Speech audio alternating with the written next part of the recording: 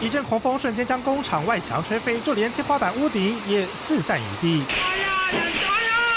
更有住户在风暴中直击一个巨大圆形物体被吹到空中，猛力撞击到对面建筑，场面令人惊骇。Thunderstorms and heavy rainfall are forecast across much of northern and eastern mainland Spain September 12, with showers and storms lingering in far eastern areas September 13.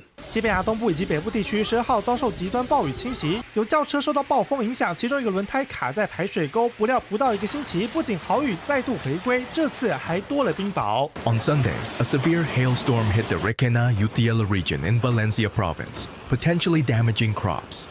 Strong wind gusts, generally reaching 80-90 kilometers per hour. 西班牙气象局17号中午向靠地中海的卡斯特利翁南部地区以及瓦伦西亚北部地区发布橘色警戒，1小时每平方公尺就降下20公升的雨量。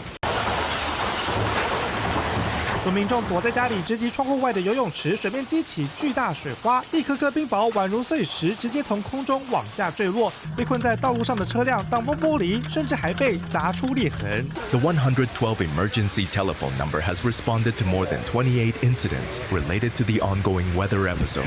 当局表示，冰雹大小从2公分大致接近1个掌心，体型惊人，强大撞击力道持续至少30分钟，导致部分路段路树坍塌。瓦伦西亚大众运输也一度受到中断。西班牙气象局表示，未来受风暴影响地区天气依旧不稳定，呼吁民众严防，切勿掉以轻心。